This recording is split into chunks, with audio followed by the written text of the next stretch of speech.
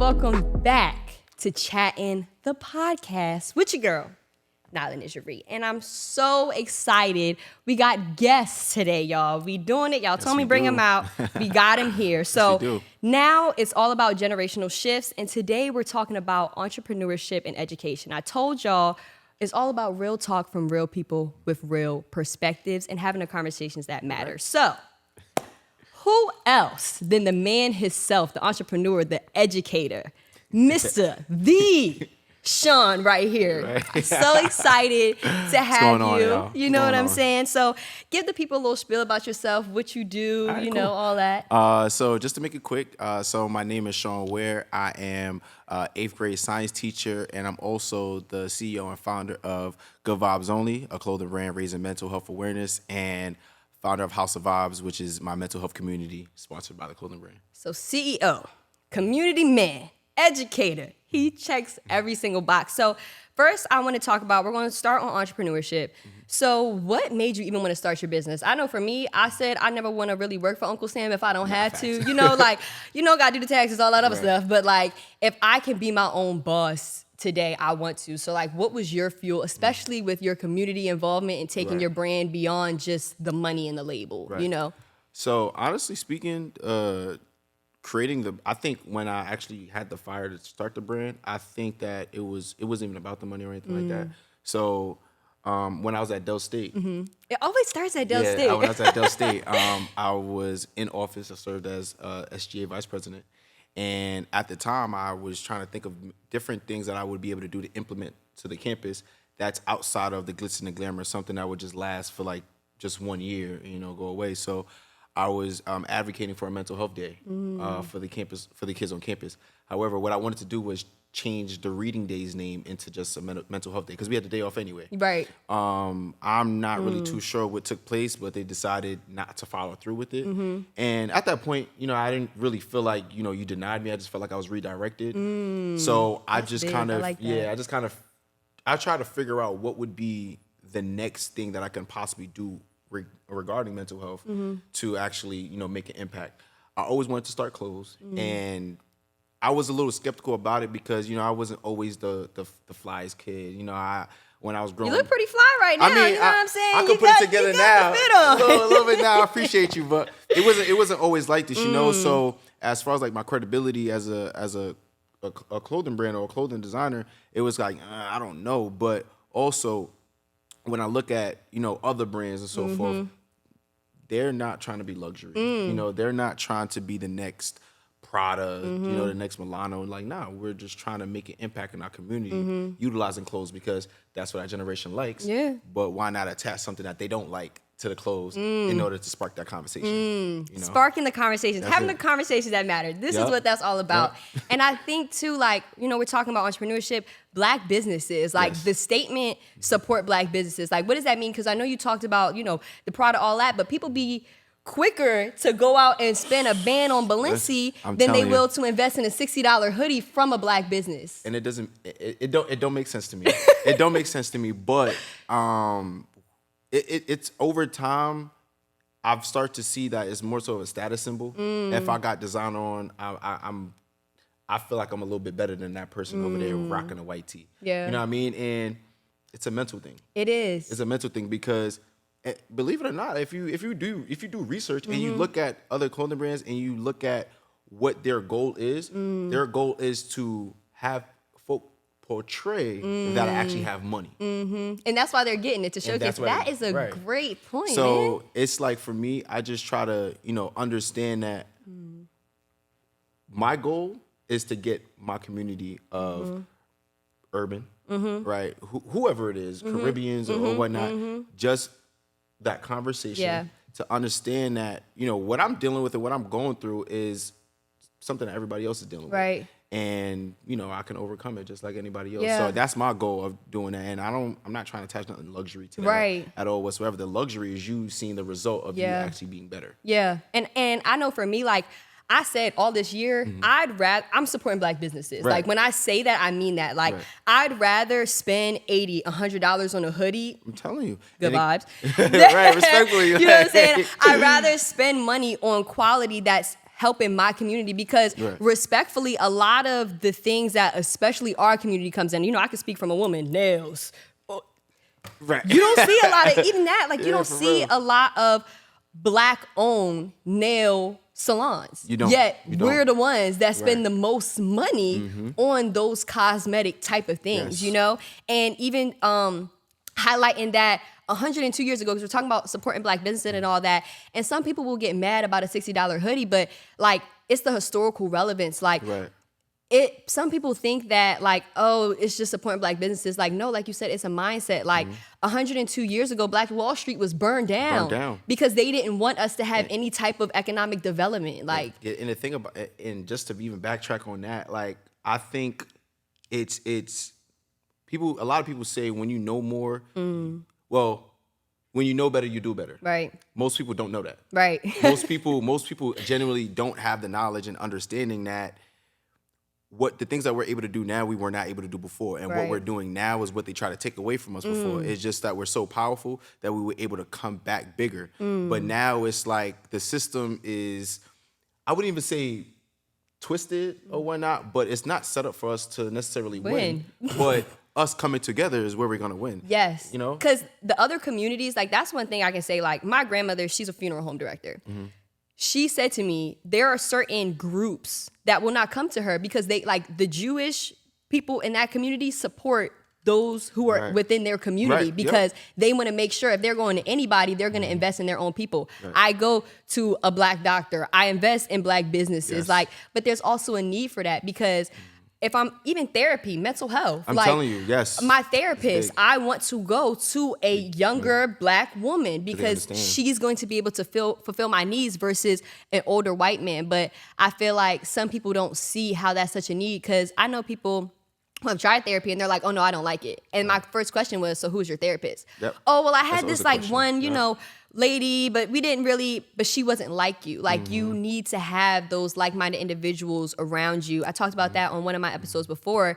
And even like your clothing brand, I know it's a group of you and other Black male entrepreneurs who came together and had a vision. So like, that's awesome. And I know that one of the things you're involved in, please correct me if I'm wrong, but the Forbes Black, or is it? The Forbes Black community. Community, and that's a great platform, not only for just you as the individual, but you as a community advocate, you as, also adding the clothing brand and what it represents. So like, what are your plans and kind of goals with that platform? So honestly, it's so crazy because I literally wrote a message in the community thing this morning. I'm gonna actually read it out. No, please read it, y'all. We getting exclusives. Because I'm very much all for people sticking together. And where is it? Nah, that's big though. That's definitely big. Because when I seen that, I was like, hey. Yeah, I was hyped myself, honestly. Like, you gotta apply for that, or they just? So you actually apply for it. So what they'll do is, what they do is you'll just apply. Okay. They'll actually review your social media profile, LinkedIn profile, all that stuff, and then they'll accept you if they feel like you're a good candidate to be a part of the community. Where is it? If I can't find it, I remember I remember vividly what I was saying to them, but here it goes. It says, good afternoon, everyone. I know a lot of us are busy with our day-to-day duties, but let's remember we're here to network. I'm sure we know this. Let's be more intentional as a community. I really feel like we are extremely powerful together. Take 10 minutes out of your day to try to connect with at least one new person here. I'm sure someone here has the resource you need and vice versa. Network with no intention and not want anything in return, but how you can possibly help someone here. Most of us are successful than others, and we should only look down when helping another person up. Have a good day, everyone. Network with intention. Yeah. And that's the other thing, because I feel like, too, especially in our community, it's always about like, okay, well, if I help you, what you got in it for me? Exactly. And that's the messed up part, because in any community, they're not worried about that at all. Like, for example, like I'm looking at, let's take Meek and I believe Mike Rubin, for example. What is Mike Rubin gaining from hanging around Meek? Yeah. He don't really need to be around Meek. Right. But what exactly is he gaining? Right. But he's able to actually help Meek. Yes. And realizing that what Meek is doing is going to be helping others. You know what I'm right? saying? And investing in that. Like, Exactly. that's the big thing. And even too, like, you know, especially within, you know, the D9 community, stuff like that. Like, I know Exactly. my sister, I started my podcast, and I'm sitting there, I'm like, oh my God, I need music. Like, I need music. I'm not trying to pay for copyrighted music. And I have a sister who literally makes music, makes Right. beats. And she's like, here you go. Everything. There's nothing There you like go, there's right there. there's nothing in telling you. return. It's just I know you're trying to set up a platform to inspire and create some type of change. And if I can be a waymaker in that, that's what I want to do. Exactly. Like that's even why I started this podcast, because I feel like we're lacking that heavily. Because people are just, okay, I can help you, but what's in it for me? Or even playing on others' downfalls, taking advantage of those who are trying to come up and things like that too. So that's the biggest thing. Because I think I had that. I think I just to talk about the taking advantage. Like I remember I had just started GVO. You know, most of the times when you normally start out with your brand, you're just like, yo, my brand. Yeah. Even though you know it's like, all right, my merch may not be that fire just shit. You know that the passion you have. you're gonna get there. It's gonna get there. You're gonna work, right? So I'm like, yo, we're not even making money yet. And I was talking to this dude about, you know, getting our clothes to celebrities and all this stuff. He's like, yeah, $500 a month. A month just to $500 a month to get my clothes out to just other to people. be in the room and I'm not saying that price isn't a good price, but to where I was at that time as an entrepreneur, it was just like, you know, they go. I don't like that price, especially too when it's just like, you know, I'm just trying to showcase my brand. Right. I don't need anything else but for you to allow me to be in the room. Like, I don't need you to take any other time. I'm doing the work. All I need is you to let me have this opportunity. Like, that's one thing, you know, JR, I know he's behind the scenes, but I always am so appreciative because if he's done anything, it's setting me up to have those opportunities to showcase myself. Right. Because it's like, I see something in you. I see where this can go. And it's beyond what I see, but I see it being bigger than what you even see. Like, and it's a beautiful thing too when you got people like that who can not, I want to say share the vision for you, but can at least see a mile down the road when you're seeing 10. Right. When others are probably only seeing like 10 feet. Right. You know what I'm saying? Right. It's like, right. it's No, that's amazing. real big. Right. And I even want to say, so, you know, mixing the entrepreneurship with, we're going to kind of start to move to education, but what you're doing, just clothing brand alone, having the platform, influencing the next generation, like starting a clothing brand to influence the next generation, like what was kind of the motive behind that intentionally too? Because I know it's, of course, it's right now, you know, in this space, you touch on mental health, but it's beyond just right here. It's beyond just right now. It's being a leader. It's being an example. So like, what does that kind of mean to you? It means a lot. It means a lot, honestly, because it means a lot to me, honestly, because being able to influence the next generation up, it's like, it's a feeling you can't put in words. Like one of the phrases I was told when I first actually started teaching was, this is the only career that's influencing all the other careers in the world. Yep. And when I really sat there and I thought about it, I'm like, yo, like because when I meet these kids, most of the time I'm asking them, what do you want to be? You know, some people are like, oh, I want to be a nurse. Some people are like, I want to be a surgeon. Some people are like, I want to own a hair salon. I want to do this. And I'm just like, oh, these guys entrepreneurs. They got future healthcare. Future lawyers. And I'm like, and I'm like, I'm gonna be somebody that's gonna stick with them for the rest of their lives. There's always like, I can say I have certain teachers. I don't care. I'm that person. I'm cool with my teachers. Shoot, I'm cool. I'm still cool with the dean of mass comm. Like, you know, I love those who are able to influence me, especially within a positive light. And I think it's not small at all for you to be a young Black male influencing the next generation. Because I feel like education overall is something where, you know, our community isn't always awarded the same opportunities. True. Even a teacher, you come to them and like, okay, I want to start a hair salon. I know if I said that to a certain type of teacher, they're going to look at me like, what does that mean? Right. But if I'm talking to a young black entrepreneur, you're going to be like, absolutely. So did you start business cards? Did you start doing hair? Yes. Like, and those are the conversations that matter because not everybody has that. Like, I've been, blessed to have a family where we can sit down and have those conversations. But my mother, she was a teacher. She was actually a middle school teacher. Nice. Shout out to y'all because she's told me of some of the crazy stories, especially in that age range. It's like... I think in that age range between the ages of, because I think you get into middle school when you're 12. Yeah. Well, no, 11, and then you turn 12, Okay. 6th grade. So from 11 to, I'm gonna say 14. Yeah. It's puberty, just hitting that teenager mark. You're thinking you know what I'm saying, you bigger Big and badder body. than everybody. I'm the big boys of the school. Yeah. And honestly speaking, just to humble them a little bit, I tell them, I'm like, yo, listen, you're gonna have to start all over when you get out of here because you're gonna be a freshman again. But most of all, even with that, just being them being in that age group, I set boundaries. I try to be as open as I can with them, but I set boundaries. I try to have conversations with them as if I'm kind of their age, but I keep the boundaries as I'm still an adult. Because it's like, my mom, she told me about this story. And I didn't understand it. I think you might be able to take something from it, as a fellow, educator. Right. But she came home one day and she was like, she's talking to my dad. She's like, babe, I had a day. He's like, what's going on? I'm just sitting in the kitchen listening. And she's like, I went to the school this day and there's this one kid and he's mad. Like, he's just mad today. Yeah. And he writes in the book and he's like, F Miss Davis, I hate her. She's the worst teacher in the world. Now, she taught English, right? It's like, she's a stupid B. She's an A. She's a this. And she looked at the book, and her response to him was, I'm your English teacher. You couldn't use better vocabulary? And he sat there, and he looked at her, and he said, that's what you have to say. Like, out of everything I just said, that's all you have to say. But I understood, kind of growing up in that moment, that's what he needed because the only reason he did that was to get a response. A response, yep.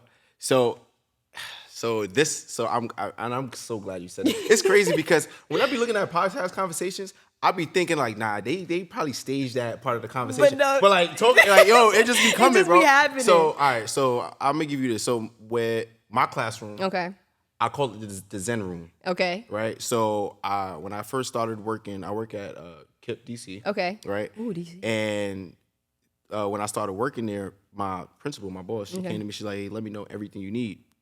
So I got this good vibe sign. I couldn't get the good vibes with the Z, but I'm like, all right, I'll take this or whatnot. So we got a neon light sign. So I tell these kids all the time, when you come to my room, everything that you have bothering you doesn't come into this room with you. When you come in, if they have an issue or they're mad or whatnot, I ask them, you need to go take a walk or what's going on? Because most of the times, because I'm sure like your mom has a great relationship with that child. Not much, not much. Like it was a student, we love them all, but not necessarily a relationship, but she's familiar. Yes, very much. So a lot of these kids I'm not really familiar with because I just started working in January. So I'm getting to know them and dealing with the attitudes all at the same time. Learning, like, is this attitude or you just having a bad day? Yeah, you're like, so I'm like, do you need to take a walk? And they're like, yes. I'm like, all right, cool. Get them past, they'll go take a walk. Now, what I incorporated outside of creating that atmosphere of this is a good vibes room, I implement. So when they come in, we got a rid of the day, right? I'm doing something where it's getting their minds working, right? Something fun, because kids need a little bit fun before they actually, sit down and start learning. So and you teach that hard stuff, man. Yeah, science. Yeah, I'm telling you. You be teaching formulas and all that too. No, so I don't teach formulas. Okay, so I teach life science. So basically, like how does this light bulb start working? Okay. Like how does energy transfer from one thing to another? Right. Like, so things like that. Right. The needed science. Yeah. The day-to-day science. Yes. The common sense. Yeah. The common sense science. But yeah. So what I do is I do a quarter of the day with them, right? And sometimes a quarter of the day will lean more towards something that would be relatable to them, and then I would be like, all right, cool. I'll give them 3 minutes to think about it.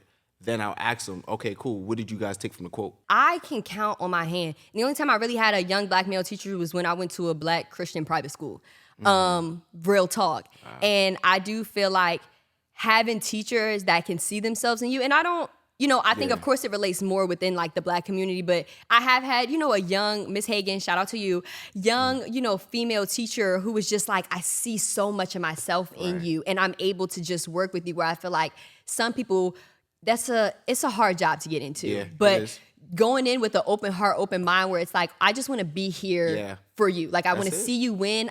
I want to see you thrive. And those are the environments we need because, I'll even talk about the, school to prison pipeline. Like a lot of the time in the education system, especially inner city schools, they're literally just they're making a jail room before they making a room in the college. Seriously. And I heard somebody say something to like, they're setting up classrooms as if it's like prison. You know what I'm saying? It's wild. Yeah. And like, I don't even feel like, I don't know if, a lot of educators look into this. I don't know if it's like a part of the training, the curriculum or nothing like that. But like, I was reading something that was talking about how most of the kids who deal with issues with like being suspended, being expelled, they're 3 times more likely to be able to come into contact with, juvenile offenses or issues like that. So like, how do you, as a young Black male who's also influencing the next generation, kind of work against those just preset prejudices, biases, to even let them know, like, you're not crazy, you're just feeling emotions, and here's how you have to channel that? I talk to them. I tell them that they need to talk. You need to talk. So I'm gonna just give a story about me. So I grew up in South Jamaica, Queens. Okay. Right. I went to MS 226 Virgil I. Grissom, and at that time of my life, it was so my face was filled with acne.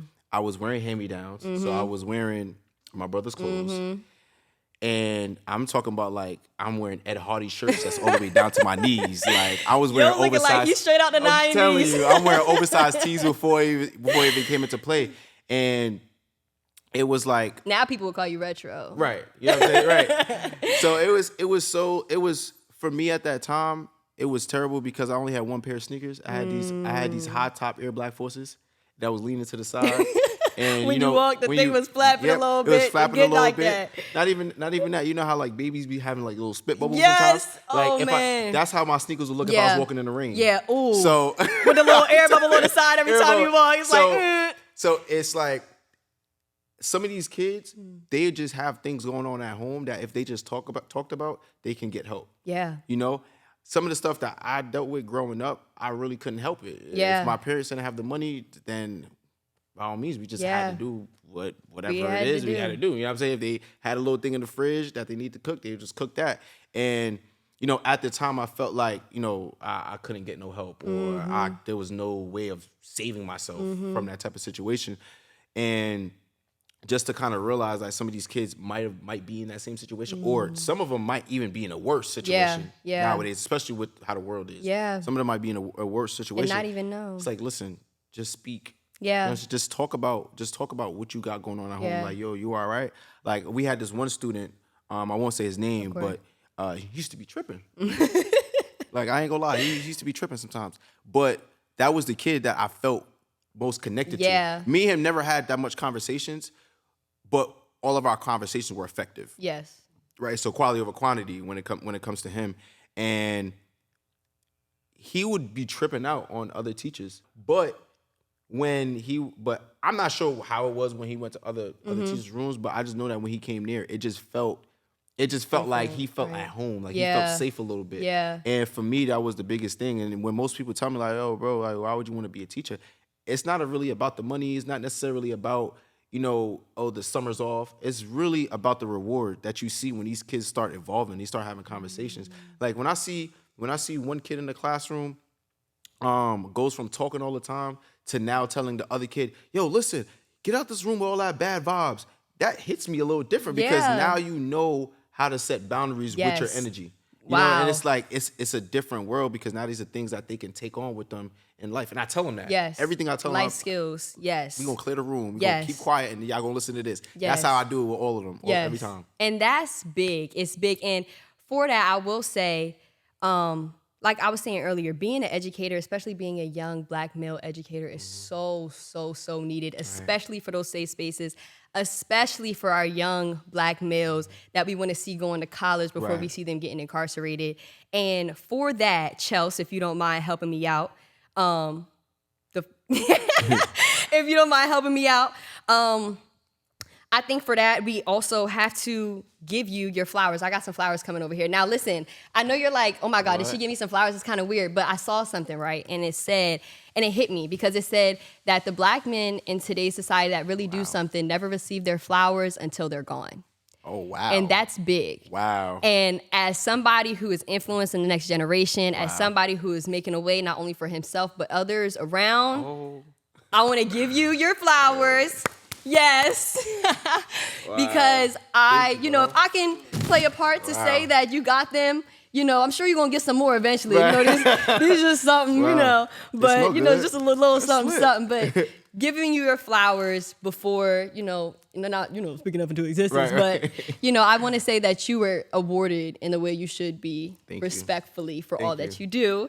And I want to thank you for coming here and talking with us today. Anytime. And y'all, that will wrap up today's episode. Thank you for chatting with us. And I can't wait to see y'all in the next one. Peace.